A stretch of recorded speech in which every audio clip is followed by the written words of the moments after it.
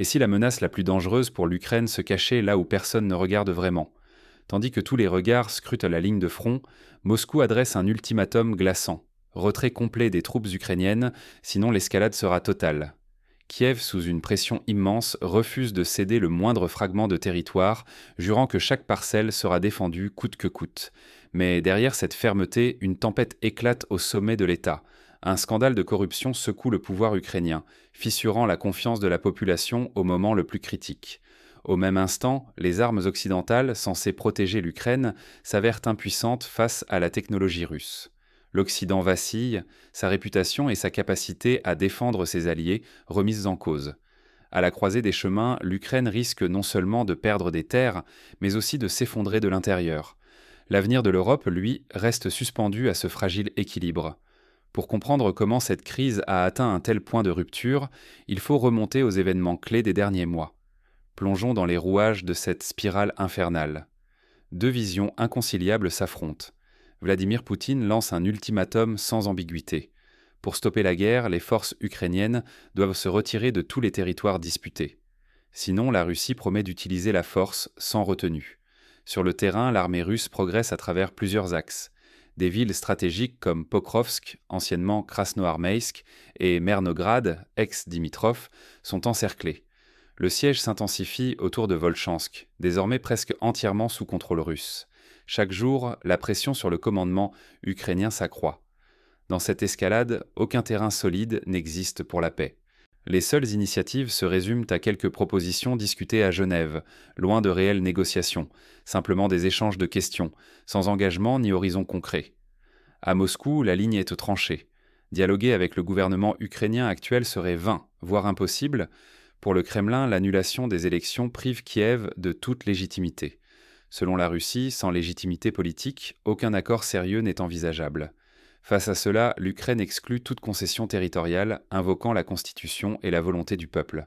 Pourtant, cette fermeté masque mal la fragilité du système. La corruption mine les institutions, la confiance publique s'effrite. La moindre erreur pourrait déclencher une guerre plus vaste ou l'effondrement politique de Kiev. Les marges de manœuvre sont étroites, chaque choix est lourd de conséquences. Mais qu'est-ce qui soutient encore la résistance ukrainienne alors que la pression militaire et politique atteint un sommet? Pour comprendre ce qui alimente la ténacité de Kiev, il faut plonger au cœur des alliances et des ressources dont dispose encore le pays. C'est là que réside peut-être la clé de l'avenir du conflit. À Kiev, la question ne se pose même pas. Céder la moindre portion de territoire est inconcevable. La ligne est tracée, nette et indépassable, sans place pour la moindre concession. Andriy Yermak, le chef du cabinet présidentiel, l'a martelé publiquement. Selon lui, abandonner ne serait-ce qu'un mètre carré serait une violation de la Constitution et un affront à la volonté du peuple. Cette intransigeance est devenue l'axe central de la position ukrainienne. Volodymyr Zelensky, lui, est à la fois lié par la loi et par son engagement moral. Tant qu'il reste au pouvoir, aucun document ne viendra entériner la perte d'un territoire. Sa crédibilité politique et la confiance du pays en dépendent. Si dialogue il se limitera à la ligne de front du moment, jamais à une reconnaissance officielle des avancées adverses. Pour Kiev, discuter, c'est seulement définir où sont les forces, sans jamais légitimer les gains ennemis. Ce message de fermeté vise aussi les alliés occidentaux. L'Ukraine ne pliera pas, ni dans sa résistance, ni dans ses principes. Pourtant, cette posture provoque des doutes parmi les observateurs. Certains craignent qu'à force de rigidité, Kiev ne risque l'isolement ou ne force la main de ses partenaires vers des choix difficiles. Pour l'instant, la détermination ukrainienne ne faiblit pas. Mais jusqu'où tiendra-t-elle et à quel prix? La tension monte, le moindre faux pas pourrait bouleverser l'équilibre fragile. Mais une autre menace plane. Alors que Kiev campe sur ses positions, les scandales internes et les failles dans la défense risquent d'éroder la confiance, aussi bien à l'intérieur qu'à l'extérieur du pays. La guerre en Ukraine cache une autre bataille, celle du pouvoir, de la corruption et des trahisons silencieuses. À Kiev, alors que tous les regards se portent vers le front, un scandale éclate dans les hautes sphères. Le Bureau national anticorruption lance une offensive sans précédent, perquisition jusque dans le bureau d'Andriy Yermak, bras droit du président Zelensky. L'affaire touche des secteurs clés, surtout l'énergie, déjà mise à mal par le conflit. Les révélations de détournement et de malversation embrasent l'opinion publique et jettent le doute sur l'entourage présidentiel. La pression monte pour exiger la chute de hauts responsables, mais Volodymyr Zelensky résiste.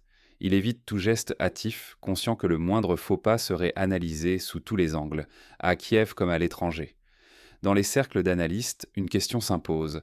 L'hésitation vient-elle seulement de Kiev? Certains murmurent que Washington exerce des pressions, cherchant à influencer la recomposition du pouvoir. Les enjeux sont vertigineux. La confiance du peuple s'effrite, la légitimité internationale de Kiev vacille, la cohésion politique menace de se briser. Chaque révélation alimente la défiance au sein du pays. Dans ce climat de chaos, même les succès militaires semblent soudain ternis. Les alliés occidentaux observent, inquiets, la stabilité de l'Ukraine suspendue à un fil. Mais la crise ne se limite pas à ces scandales. Au même moment, la Russie hausse le ton et formule un ultimatum redoutable. Si la technologie occidentale n'est plus un rempart fiable, sur quoi fonder l'espoir et la sécurité? Cette interrogation s'impose brutalement depuis que, sur le champ de bataille, un système Su-30SM2 a réussi à détruire un système Patriot, pourtant icône de la suprématie militaire américaine. Le choc a aussitôt relancé les débats chez les experts. Jusqu'où va la vulnérabilité occidentale face à des adversaires qui innovent sans cesse? La guerre en Ukraine révèle sans phare les limites de nos certitudes. Les alliances, longtemps jugées inébranlables, dévoilent leurs fissures. Les stratégies héritées du passé semblent impuissantes devant la rapidité et la férocité des affrontements actuels. Pour l'Occident, comme pour les Ukrainiens, les signaux inquiètent. Si même le fameux bouclier Patriot peut tomber, sur quoi reposer la confiance collective? Le doute s'immisce, ébranlant la cohésion et le moral de ceux qui misaient tout sur une supériorité technologique. À force de croire à l'invincibilité des machines, on risque de perdre bien plus que des batailles. La confiance, le soutien international, la réputation d'un système entier. Le réveil pourrait être brutal, bien au-delà du terrain militaire. Alors, comment repenser nos stratégies et restaurer la confiance collective? Ce dilemme hante désormais dirigeants et alliés, alors que l'incertitude s'installe durablement. Et si l'issue ne dépendait pas d'armes ou de traités, mais de notre capacité à remettre en cause chaque certitude? Au cœur de la tourmente ukrainienne, tout repose sur notre aptitude à regarder au-delà des apparences, à questionner ce que l'on tient pour acquis, et à rejeter la facilité du tout blanc ou tout noir. L'histoire récente nous avertit.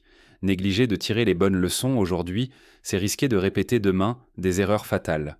L'Ukraine, pressée entre les exigences russes inflexibles et une pression intérieure croissante, lutte contre un ennemi extérieur mais aussi contre ses propres fragilités.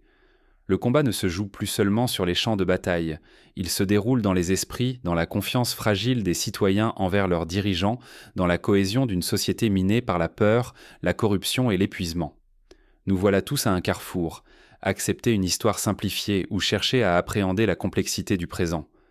Alors, dans ce tumulte, osons balayer slogans et promesses. Peut-on imaginer une sortie de crise fondée non sur la force brute, mais sur une lucidité partagée? Rien n'est écrit d'avance. Ce sont nos choix, notre volonté de dépasser les apparences, qui façonneront l'avenir. Et si, précisément maintenant, à cet instant de tension extrême,